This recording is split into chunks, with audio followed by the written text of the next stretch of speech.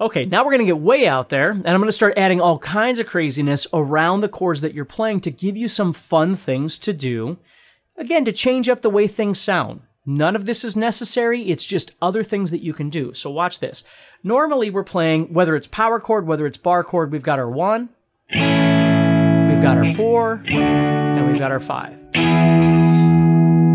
Okay?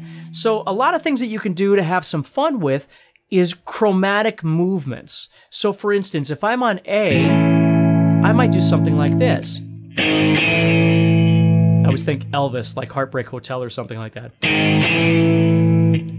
But that's very legitimate. So if I was playing...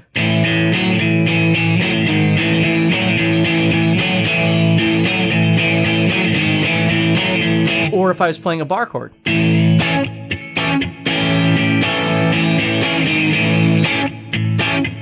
So I'm just moving back 1 fret, and there's no real big rhyme or reason to when to add it.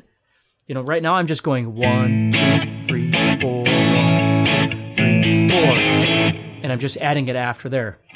So it's an 1,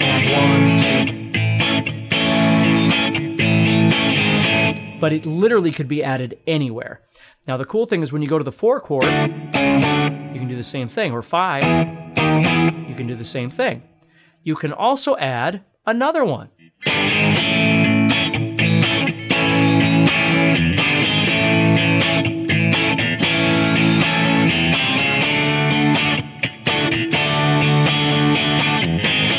See how I just added 1 there? And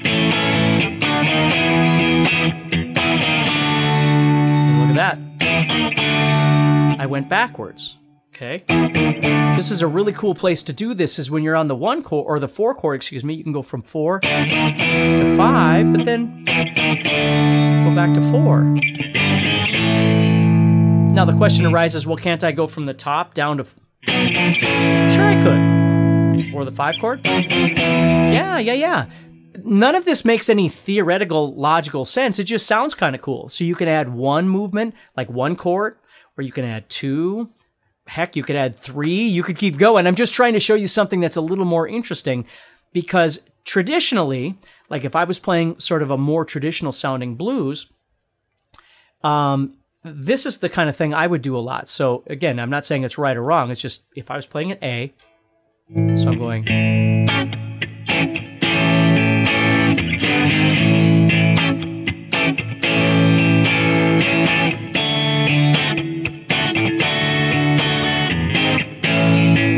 Just something like that. Now watch this.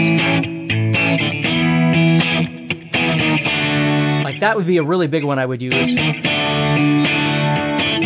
this is the biggest one.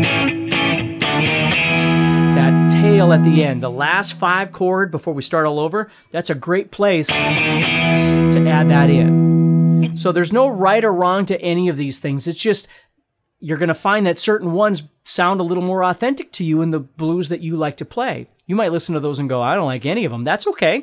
If you don't like the sound of those things, then you probably won't add them, but at least you're familiar with what they are. Okay, so this is just learning how to, again, add some color around the chords by doing things that are very specific to blues that don't make sense if you were playing, you know, a pop song by whoever, right? Whatever it might be. These are things that are really kind of bluesy in nature, and that's why I'm showing them to you.